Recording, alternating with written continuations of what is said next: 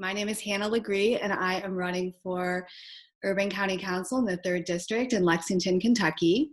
And I am joined by two guests today. And I want to make sure to say before we get started that them joining us here today is not an endorsement, but they are here to share information with our community about issues that are important to our community.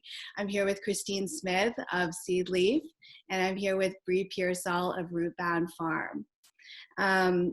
So thank you all for being here. I want to touch upon a couple of the topics that we'll cover in our conversation today. And then I want to open up space for you to introduce yourselves to our viewers. I also want to remind people that if they have comments, if they have questions, please to share those, because we want to make sure to engage with you, our audience, and to get your questions answered. So we'll be talking about some overlapping topics with our two guests. We'll be talking about urban agriculture and community gardening. We'll be talking about local food systems. We will be talking about CSAs, and we'll be talking about the ways in which our food systems and the health of our food systems are connected to the health of our communities, and also how you can get involved beyond this conversation.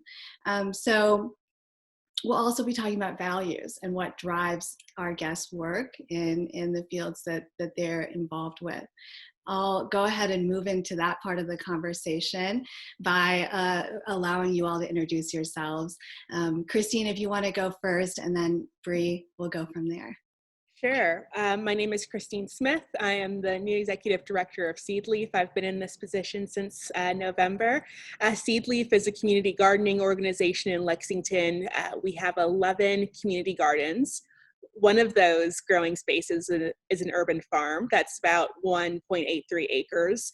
We have gardens that we rent to the public, or garden spaces that we rent to the public. We have you-pick gardens where they're too small to have rental spaces. So we invite neighbors to come in and pick according to their need.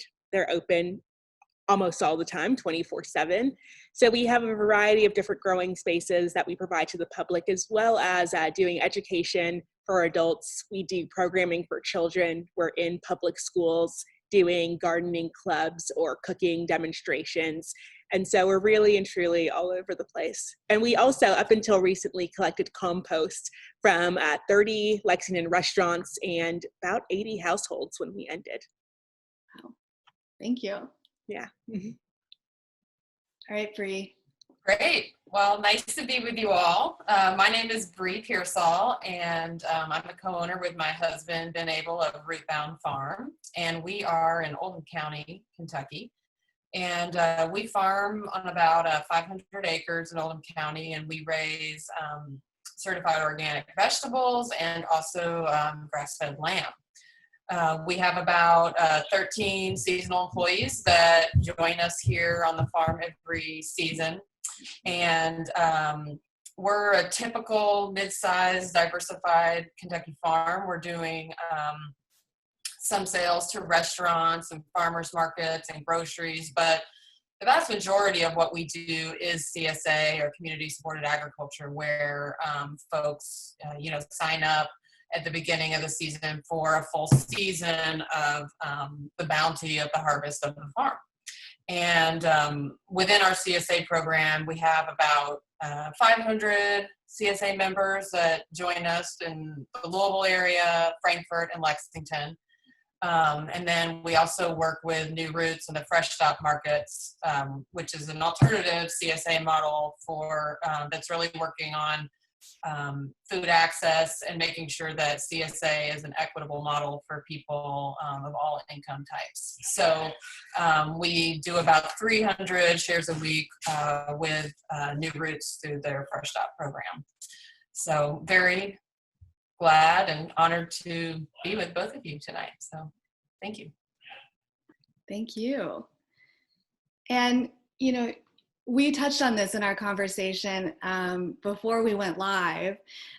You all have varied backgrounds, and I'm interested in what values and sense of purpose and how you entered into this work. So how did you decide to do the work that you're doing in agriculture? What led you into that? Do you Christy, want to go for? I'll go for. and then we'll go to Yeah. So yeah, we were talking about it beforehand, and that's such a huge question. So I can give you the easy answer and I can give you the deeper answer. Okay. So the easy answer about agriculture is that when I thought about what I wanted to do after finishing up education, I thought to myself, well, if I'm not going to be doing, sort of research, something that I really loved, all I wanted to do was grow stuff.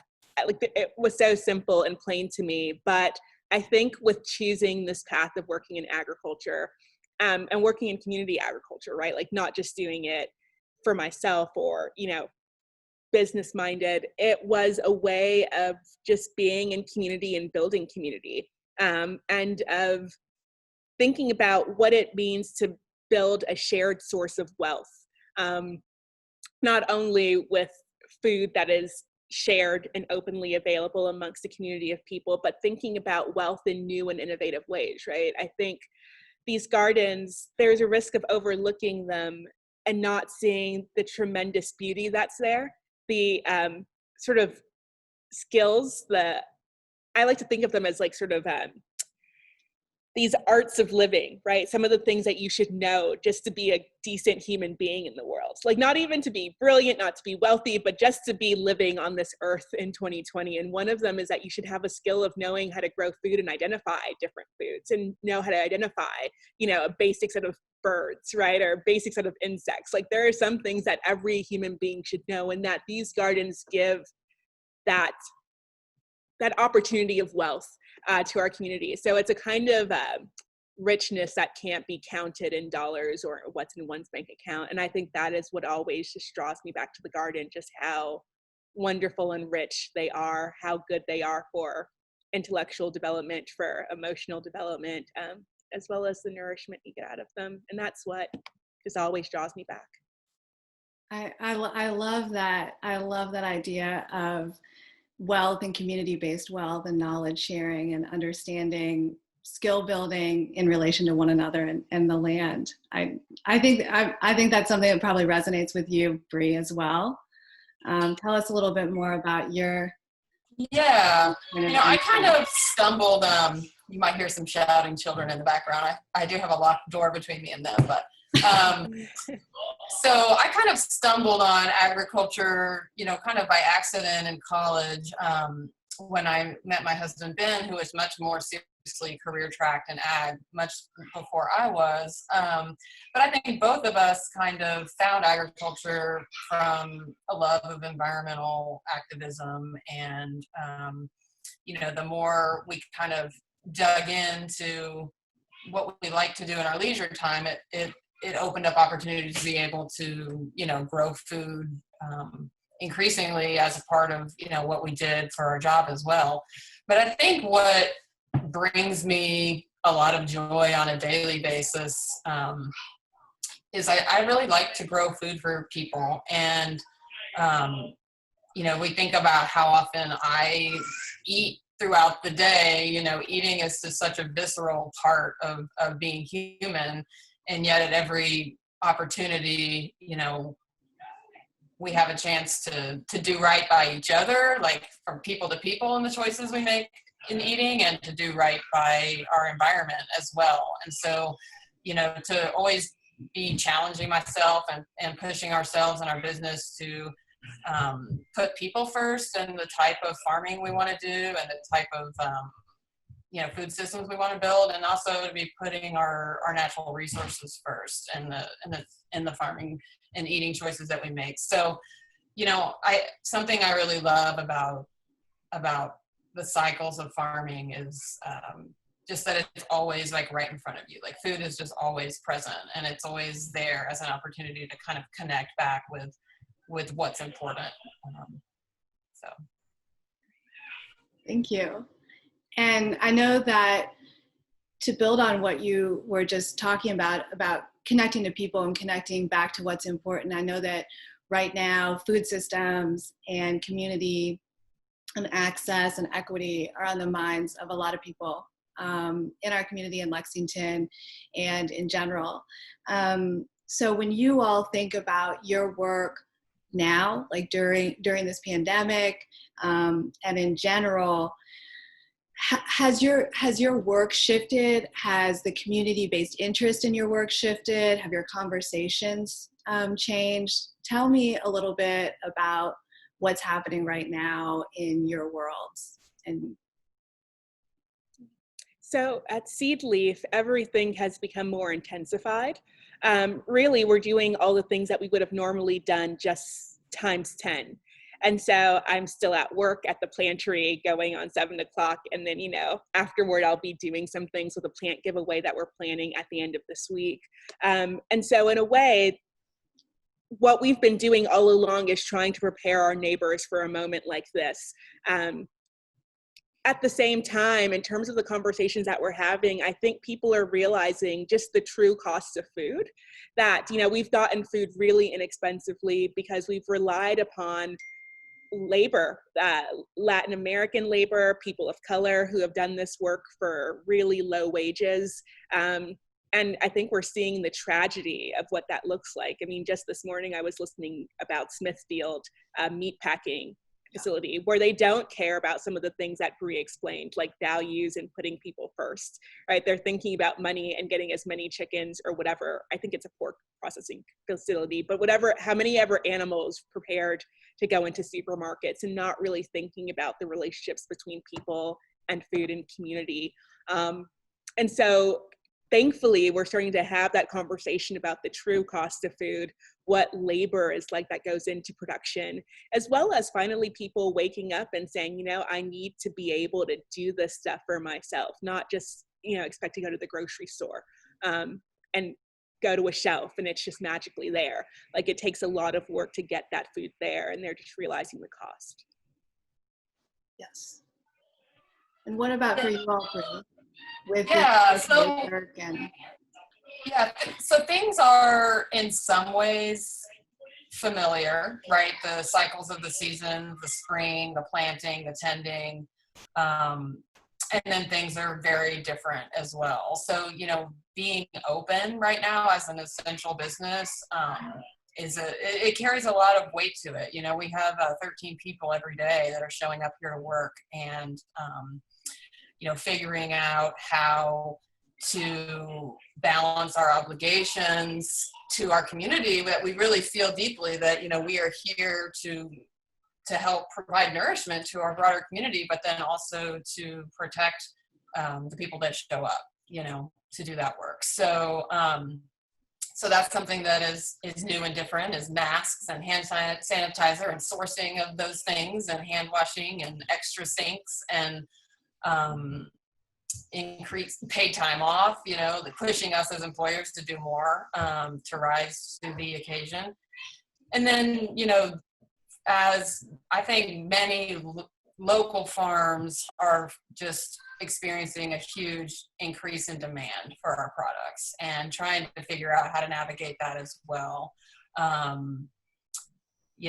Trying to match, to rise to the occasion to the increase of demand, but then also to do so within the constraints of the land that we have and the resources that we have as well.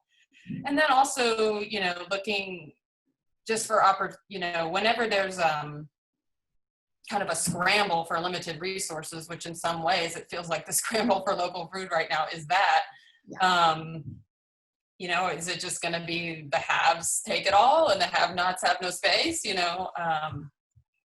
I think there's an opportunity to look for ways to build equity into what's happening right now with a scramble for local food. So, I think Christine nailed it with just like the true cost of food. I think what's happening with our local and national, global food systems right now is kind of a ripping off of the Band-Aid, exposing all of the really ugly truths that are underneath our factory farm systems, that people are disposable, that animals are disposable and that the environment is disposable. So it's yeah, there's so much to take from that. It's a painful time to watch, as Christine said, some of these meat plants and what's happening to them, to the people who work there and are not being given the ability to not, be in harm's way and facing meat shortages. But that whole system is based on a lot of, the devaluing of human life and animal life and the environment. So how can we do something different? How can we do something better and start building that now? And I think that question that you ended on, Bree, how can we do something different, and what can we do as individuals right now to help generate more equity and to be more considerate with our food systems and with our local engagement with the food systems and with those who produce the food that we are consuming. That's something I'm thinking about, Christine, when you said you've been even busier with Seed Leaf. If people want to learn how to grow, if they want to change their practices, even right now, or if they want to support people who are doing the type of work that you all are doing, what is the best way? What is the best way for them to get started now? Yeah, so a few things. One, I do want to say for the folks who are just starting, obviously you can't eat yet, right? You have to go through the process of sowing things, growing things, but that's a wonderful time to support your local producers. So folks like Rootbound Farm, find those people out. They are all around. The Lexington Farmers Market is a great source. Henkel Farm, I know, always has tomatoes that are on point. Go and find those people and, support them to make sure that they're still here when this is over and not feeling overwhelmed. And in terms of learning, right now, because our classes have gotten canceled, we have shifted to doing several videos. And so we do small videos that are just available. And we thought to ourselves, well, what's the purpose of doing videos? Anyone can go onto YouTube and find what you need to know, right, about how to do anything from A to Z. But we wanted to make sure that in Fayette County and Lexington, if people had questions, they knew that they could email or call us, right? And I'm so easy to get a hold of. I don't even mind coming out and meeting you if you're in Fayette County, somewhere that's drivable within 20 minutes to sort of help you with whatever gardening issue you have. So yeah, just being a resource to people and inviting them into the orbit of Seed Leaf. If you have a question, I usually respond on Facebook, or, I have our social media manager respond. There's videos available. You can ask questions about those videos that we post. And importantly, beyond the video, I keep telling people that they need to learn these skills and not drop them as soon as we return to the grocery store, the post-pandemic period, right? These, again, these are practices that need to take you throughout your life. And we often hear about victory gardens, but what happened? Victory gardens disappeared when peacetime reappeared, right? And so people lost those skills and they forgot what certain things taste like. You need to continue to garden. These are things that, even if it's just microgreens on a windowsill, everyone should be growing something that they can eat that's fresh and green and healthy. And so I think just doing those small changes of talking to your neighbors, exchanging,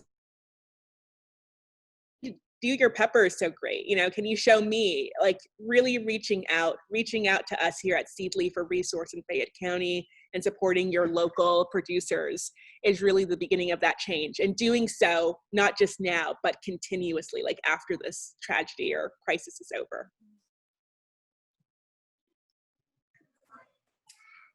Yeah, that behavior change is something I'm thinking a lot about, as we're seeing more and more people.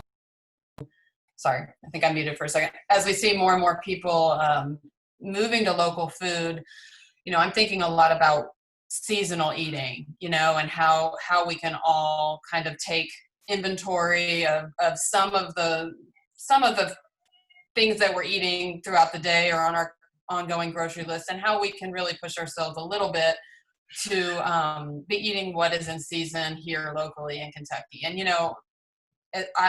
I wouldn't live anywhere else in the world. You know, I love Kentucky with our 4 seasons, and that just means a huge variation in what we eat throughout the year, depending on what time of year it is. So I'm thinking a lot about whether some of the changes people are making because they're sourcing local food can stand the time of having to change some of our diet preferences as well of how we're eating.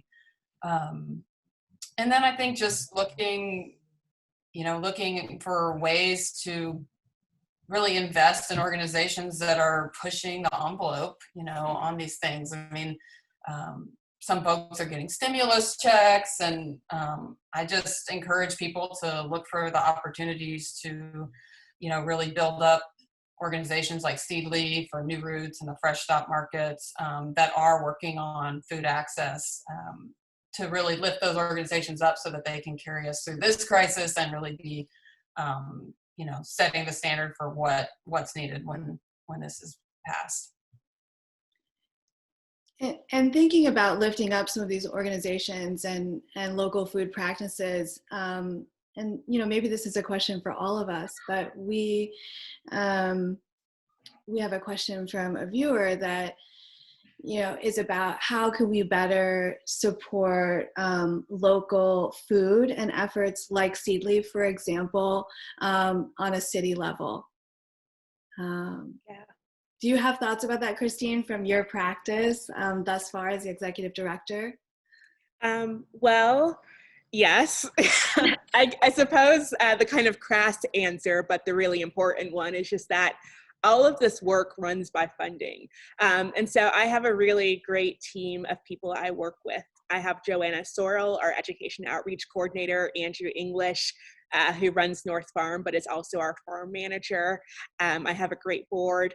But for keep that staff, that team together, I need to be able to pay them. And that works by funding, right? We don't have a national healthcare system, so I have to make sure that those folks have healthcare.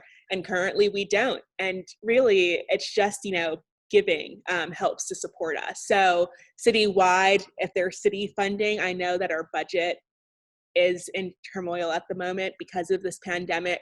But for folks out there, one of the first lines of what you can do is just give if you have the money to do so. I know that's kind of difficult in this time when people are facing sort of uncertainty with their jobs or already unemployed, but that's really kind of our bread and butter. It's just people donating.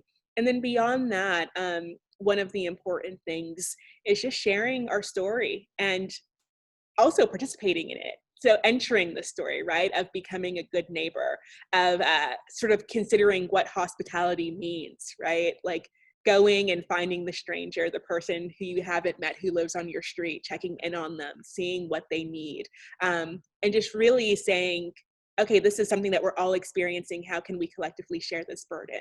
I think that's the ethos of Seedleaf, really, just how to be a good neighbor and how to show hospitality. So giving, donating, and being a neighbor are really the two ways that you can really help us right now. And I want to remind viewers that today is a special Giving Tuesday. Yes. So if you are listening and you're thinking this is really resonant with me, then you have space to help. And if you're able, you have space to help support organizations like Seedleaf and organizations across our city that may really, really need your support today in a very intentional way, and then ideally on into the future. And I want to give a little bit of a testimonial, Christine, to a point that you made about attending events. I attended a handful of years ago, I attended a sweet potato pie making party. And I remember I was nervous. I thought, oh, I've never made a sweet potato pie. At least at that point I hadn't. Now I've made several. But I remember I signed up and I ran into the executive director at the time, and he said, I'll see you tonight at the sweet potato pie making party, won't I? And I said, yes, you will. And it's a good reminder, like even people who have volunteered for organizations or worked at nonprofits still get nervous to try something new. And I'm sure you've seen that, and you kind of alluded to this when you're thinking about trying something new like a victory garden, learning from people around you. And I went to the sweet potato pie making party, and I ended up meeting someone who has been an amazing connection in my life, who then has started his own nonprofit. And we started just talking about sweet potato pies. That's where I met Josh Nadsum, who has On the Move Art Studio. And as a result, not only have we had a friendship, but we've gotten to work together at so many different projects and organizations throughout our city. And it's thanks to a very simple start that was for a good cause, where we both learned how to make something new. And so I want to encourage people, even if they haven't tried growing or making, that they can learn, and they can learn from people in their communities, and it can be really rewarding on a long-term scale. And I have another viewer question that's actually about getting involved. We have someone that they said if they want to rent a lot, what's involved, and do they bring their own gardening tools, or are there communal tools? Yeah, so at London Farrell Community Garden, we have one spot open. It's 180 square feet. And so you need to email me ASAP if you want it.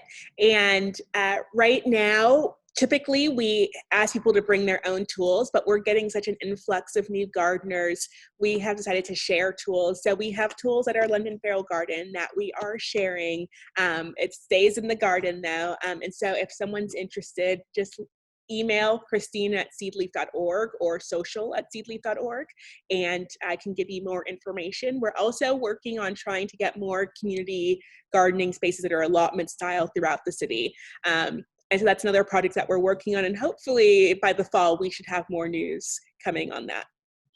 And Christine, I have a question about the lots. If someone owns an empty lot that they're not using, can they have Seedleaf use that lot? How does that work?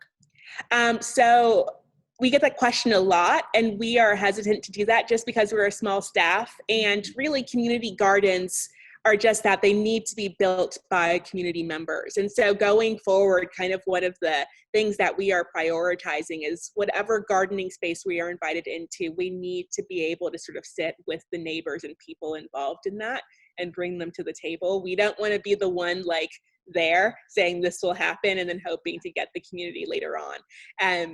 So yeah, we are not sort of opening ourselves up to take on new projects that we build from the ground up. We're hoping to work with people who are already there, who are already gung-ho about gardening. So that would mean a no to your question of would you want an empty lot, but a yes to supporting a community garden getting started where there are already active people who are engaged. Great. That's a really good point of clarification. I appreciate that. And thinking about community participation and not parachuting down into a community and saying, it's here. Yeah. But saying, how can we work with the community to build something that's unifying and meaningful for all? Yeah. And I want to make sure, I know that we are a little bit close on time, but I know that there are people who are interested in CSAs, Bree, who are interested in understanding about, what's involved with that. Do you have any wise words to people who are interested in getting a CSA, or ways you think that they should start learning more about the CSA process or local foods? I know that you all also have lamb and other ways that people can get access to your food. Yeah, so,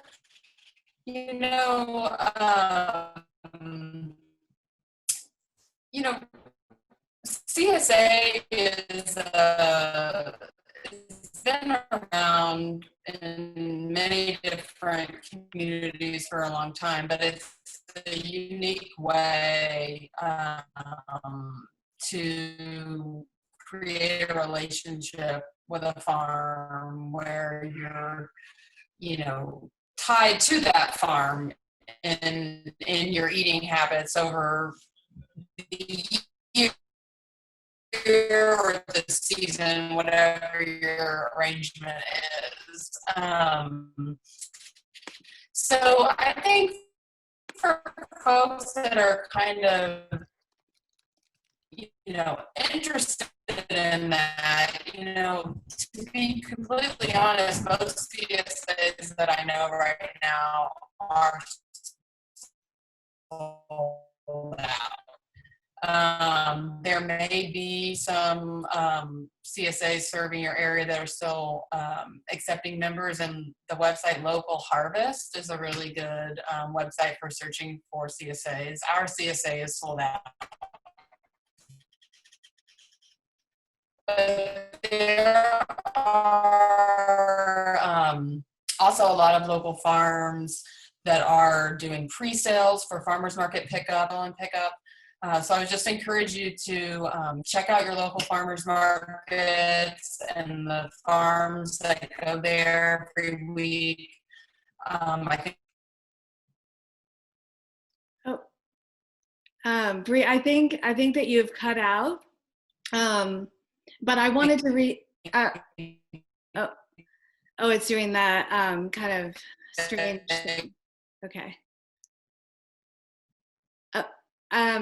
Bree, I think that you cut out, but I want to reiterate a point that Bree made about checking out your local farmers market, about searching some CSAs that still have openings. There are quite a few of them.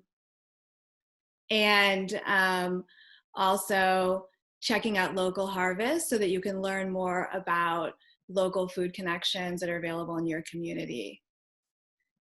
Sorry about that, Bree, with your connection. No, that's okay. I think you got. Oh, you're back. Just a bit. Okay. Great. So I want to wrap up here and say, I know that we have talked about a lot of really important issues. Oh, excellent. Welcome back.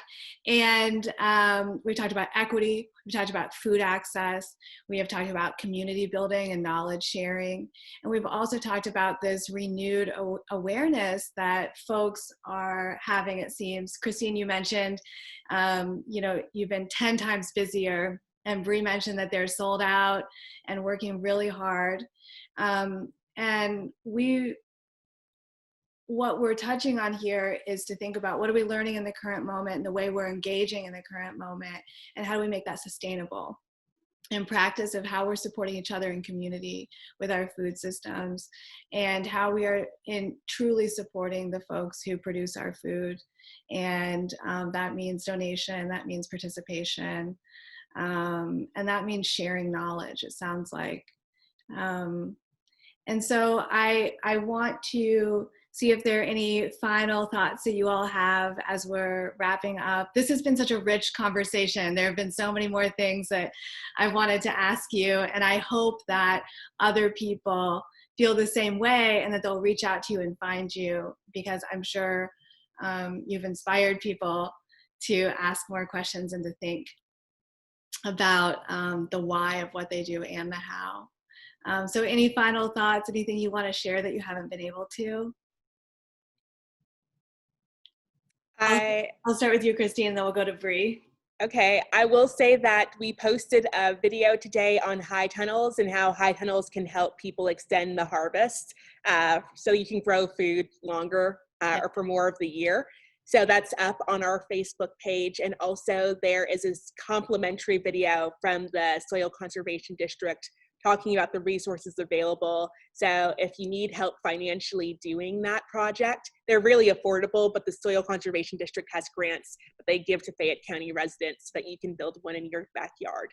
So check that out and learn more about High Tunnels, Grow Appalachia, our partner, and the Soil Conservation District. And also remember, for new gardeners, at the end of this week or starting tonight, it's going to get really cold. So bring in things that are so that's a great point. And I've helped build one of those high tunnels. Bree knows that. And they're not that hard to build. And you're right, they can really help with your yield. And the Soil Conservation Service has great resources. So I'm so glad you brought that up, because sometimes people think these are for farms, but they can work in a setting like Lexington. So. Yeah. Yes, and they help protect your plants even when it gets cold. Yes, yes. What about you, Bree? Is there anything that you want to add in? I just wanted to say thank you to everybody who has been trying to support local businesses and local farms in these times. I mean, even though things have been difficult for everyone in different ways, I think that, we have certainly felt that more people are turning their attention to how can I support the local businesses around me? And I think if there's something positive that could come out of all of this, we could carry that forward, that, our community has what we need to thrive, right? And so do we look to each other to meet our needs and to support each other, then I think we'll come out stronger. And Hannah, you've been a CSA member of ours for several years, and so thank you for your support and to everybody who's buying local food right now. Well, thank you, and thank you for that message. I think it's really resonant with many of our viewers, and certainly with me. And I'm excited. We got the large share this season, so I'm going to be doing a lot of cooking, and hopefully sharing of the share with the community members, because I'm afraid I won't be able to eat it all. Right. That's always the fear, right? Yeah. You can do some bartering and share. Yeah. So thank you all so much. I want to tell everybody who has tuned in that we will share resources at the bottom of the chat. If there have been questions about seed leaf or rootbound, we'll make sure to link to your organizations and to Extension Service and to the Fayette County Conservation District, so that people can learn more there. And then this will also be posted on our website, which is www.hannafordcouncil.com. So if people want to access it there, they're able to. I am so appreciative of the work that you all are doing to make our communities and our world healthier. Hard work and important work. I'm very grateful that you joined us, and you've given me a lot to continue to think about, and I hope others as well. Thank you so much. Thank you. Bye. Thank you. Bye.